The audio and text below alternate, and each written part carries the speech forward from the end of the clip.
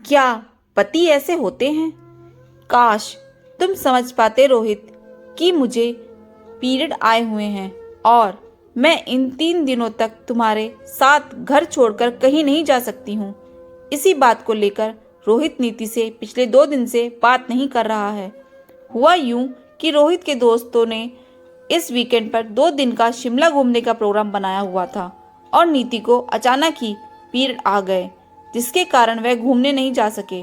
नीति ने कई बार रोहित को समझाने की कोशिश करी कि यह उसके मोनोपोज का समय है और इसमें उसके पीरियड के कोई फिक्स समय नहीं है। कभी 15 दिन में तो कभी 3 महीने में आ जाते हैं, जो उसके हाथ की चीज़ नहीं है। और उसके साथ साथ उसे बहुत हैवी ब्लीडिंग भी होती है, जिसके कारण वह घर से कुछ घंटे के लिए भी निकलने का नहीं सोच सकती। और यहाँ तो उसे 2 दिन के लिए जाना था, लेकिन रोहित नीति की इस बात को समझने के लिए तैयार ही नहीं था। उसे बार बार यही लग रहा था कि जैसे वह नाटक कर रही है, क्योंकि उसे मेरे दोस्तों के साथ जाना पसंद नहीं है, इसलिए उसने यह बहाना बनाया। रोहित ने नीति की इस प्रॉब्लम को समझने की कोशिश नहीं की। उसके बार बार समझाने के बाद भी वह उसकी बात समझने को तैयार नहीं था और अपनी मेन ईगो के कारण उसने शाम को अपने 2 दोस्तों, जो उसके कज़न भाई भी थे, को घर पर डिनर के लिए बुला लिया और नीति को डिनर तैयार करने का फरमान जारी कर दिया। नीति भी रोहित को इससे ज़्यादा अब समझा नहीं सकती थी और वह डिनर तैयार करने में लग गई, जबकि उसे बहुत तेज चक्कर आ रहे थे। उसे बार बार ऐसा लग रहा था कि जैसे अभी गिर जाएगी। फिर भी जैसे तैसे करके उसने 2-3 सब्जियां, चावल, रायता और 3-4 स्नैक्स तैयार कर लिए थे, लेकिन अब उसके अंदर इतनी हिम्मत नहीं बची थी कि वह रोहित के दोस्तों के आने पर खुद तैयार भी हो सके। और तैयार नहीं होगी तो रोहित को बुरा लगेगा, फिर वह उसे 2-4 बात सुनाएगा। यही सोच सोचकर उसका सर फटा जा रहा था कि वह क्या करे। यह सोचते सोचते उसकी कब आंख लग गई उसे पता भी नहीं चला और एकदम से घर की बैल बजी, जिसमें उसकी आंख खुली। वह अचानक से बैल की आवाज़ सुनकर चौंक कर उठ गई और यह सोचकर कि रोहित के दोस्त होंगे, जल्दी से बाथरूम में जाकर अपना कुर्ता बदलकर बाहर आई। वह रोहित के दोस्त मनीष और शौर्य से हाय हेलो कर किचन में शरबत लेने जा ही रही थी कि मनीष ने कहा, भाभी आपकी तबीयत ठीक नहीं, बहुत कमज़ोर लग रही हो। नीति ने कहा, ऐसी कोई बात नहीं भैया, और वह किचन में चली गई। इस पर रोहित मनीष से कहने लगा कि भाई, औरतों के वही हर महीने के नाटक जो हैं, कहीं जाने को कहो तो भी तबीयत खराब, किसी को बुलाने को कहो तो भी तबीयत खराब। मैं तो दुखी आ गया हूँ। रोहित की यह बात सुन शौर्य ने उसकी हाँ में हाँ मिलाई कि यार तू बिल्कुल सही कह रहा है, मेरे घर पर भी रोज ऐसे ही नाटक होते हैं। वहीं मनीष ने कहा कि यार ऐसी बात नहीं है, मैंने सुना है कि औरतों को सच में ऐसी दिक्कतें होती हैं।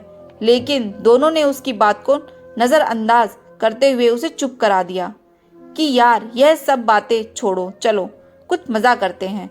और तीनों दोस्त ताश खेलने लगे। नीति ने सबके लिए चाय नाश्ता लगाया और उसके बाद थोड़ी देर कमरे में जाकर लेट गई। नीति की आंख से आंसू बह रहे थे कि वह मन ही मन सोच रही थी कि क्या यह पति लोग ऐसे ही होते हैं जो पत्नियों के दुख दर्द को नहीं समझते। काश आज मम्मी जी होती तो वह शायद रोहित को कुछ समझाती। इतने में ही रोहित ने नीति को आवाज़ लगाई कि नीति डिनर लगा दो। नीति जल्दी से उठकर अपना चेहरा ठीक कर किचन में चली गई डिनर लगाने के लिए। सब्जियां गरम करने लगी और कढ़ाई की गैस भी उसने खोल दी। उसने डाइनिंग टेबल पर सलाद, पापड़, रायता, अचार, चटनी सब पहले से ही रख दिया था। वह सब्जियां परोस रही थी कि उसे भी नहीं पता चला उसे बहुत तेज चक्कर आया और वह एकदम से धड़ाम जमीन पर गिर पड़ी। आवाज़ सुनकर रोहित, मनीष सब भागे। देखा तो जमीन पर नीति बेशुद्ध पड़ी थी। रोहित ने नीति के मुंह के ऊपर पानी डाला पर उसे होश नहीं आया, जिससे वह घबरा गया। शौर्य ने तभी पास के डॉक्टर को फोन कर रोहित के घर पर बुलाया। मनीष ने भी घर फोन कर अपनी पत्नी को बुलाया, जो लेडी डॉक्टर भी है। फिर तीनों ने मिलकर नीति को कमरे में ले जाकर बेड पर लेटाया। इतने में डॉक्टर आ गए थे और उन्होंने चेकअप करके बताया कि वह बहुत ज़्यादा थकावट और कमज़ोरी होने के कारण से इन्हें चक्कर आ गया है, जिसके कारण यह गिर पड़ी। नीति को होश आया तो देखा कि उसके हाथ में बहुत दर्द था। तभी डॉक्टर ने देखकर बताया कि हाथ में फ्रैक्चर लग रहा है, जो गिरने की वजह से हो गया होगा। आपको इनके हाथ का एक एक्सरे कराना पड़ेगा। मनीष की पत्नी रेखा भी नीति के घर पर आ चुकी थी।